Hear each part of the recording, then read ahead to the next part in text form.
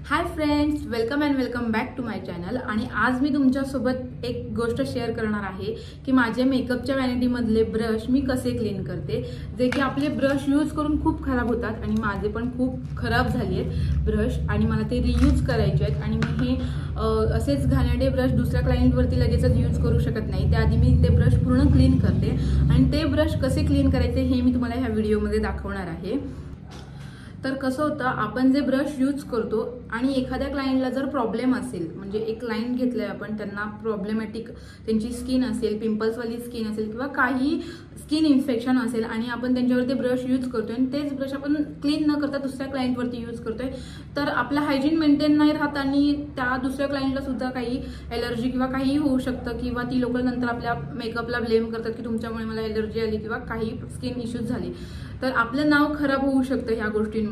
तर त्यासाठी आपले ब्रश किंवा आपले जे पण टूल्स असतील, ब्युटी ब्लेंडर्स असतील किंवा तुमचं मेकअप ट्रे असेल किंवा तुमचे मेकअप ब्रशेस असेल, ते व्यवस्थित क्लीन व्हायला पाहिजेत किंवा क्लीन झाले पाहिजेत। तर ते वेळच्या वेळी क्लीन करणं पण खूप गरजेचं आहे। आता आपण मेकअपचे ब्रश क्लीन करणार आहोत आणि ते कसे करायचे हे मी तुम्हाला ह्या व्हिडिओमध्ये दाखवणार आहे। तर हे माझे जे ब्रश आहे ते खूप जास्त खराब झाले आहेत किंवा मी यूज केले त्यामुळे ते खूप खराब झालेत।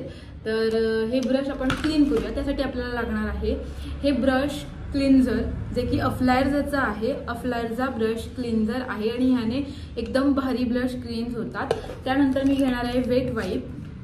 कोणत्याही ब्रँडचं तुम्ही एक वेट वाईप घ्या आणि एक कोणत्याही ब्रँडचं तुम्ही क्लिन्झर यूज करू शकता, असं नाही आहे की अफ्लायर्सचाच तुम्ही यूज करायला पाहिजे, पण अफ्लायर्सची टेक्निक यूज करण्याची खूप सोपी आहे। तर करायचं काय आहे, तुम्हाला घ्यायचं आहे वेट वाईप आणि वेट वाईप नंतर जे ब्रश क्लीन करायचे आहेत ते ब्रश घ्या। त्या ब्रशवरती इझिली तुम्ही हे स्प्रे करा, स्प्रे, आणि देन तुम्ही या वेट वाईपवरती रब करा।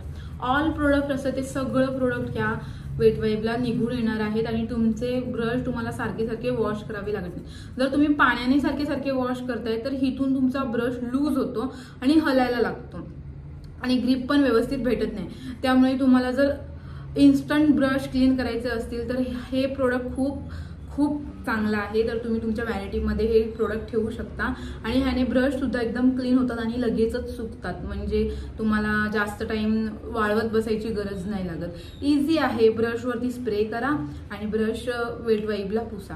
आता ह्या ब्रशला एवढं प्रोडक्ट होतं आणि हे प्रोडक्ट पूर्ण गेलेलं आहे, मला दाखवते। संपूर्ण प्रोडक्ट त्या ब्रशचं प्रोडक्ट गेलेलं आहे।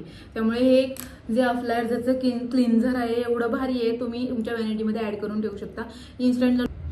जर तुम्ही आदल्या दिवशी ऑर्डरला गेलात आणि ब्रश क्लीन करायचं विसरलात तर सिंपली करायचं काय आहे, तुम्हाला ह्या क्लिन्झरने या ब्रशवरती स्प्रे करायचं आहे, वेट वाईप घ्यायचं आहे आणि त्याच्यावरती रब करायचं आहे तुमचा ब्रश। तुमच्या ब्रशला जे पण प्रोडक्ट आहे त्या टिश्यूवरती येणार आहे आणि तुमचा ब्रश इन्स्टंट क्लीन होणार आहे। कुठेही तुम्हाला टाइम वेस्ट म्हणजे जाणार नाही, तुमचा टाइम वेस्ट होऊन जाणार नाही आणि इन्स्टंट क्लीन होणार आहे तुमचा ब्रश। तर मी तुम्हाला दुसरं वेट वाईप घेऊन त्याच्यावरती परत एकदा रब करून दाखवते। हा वेट वाईप घेतलाय, सी ह्याच्यावरती जेवढं प्रोडक्ट आले तेवढं ह्याच्यावरती आले का नाही, सी द डिफरन्स।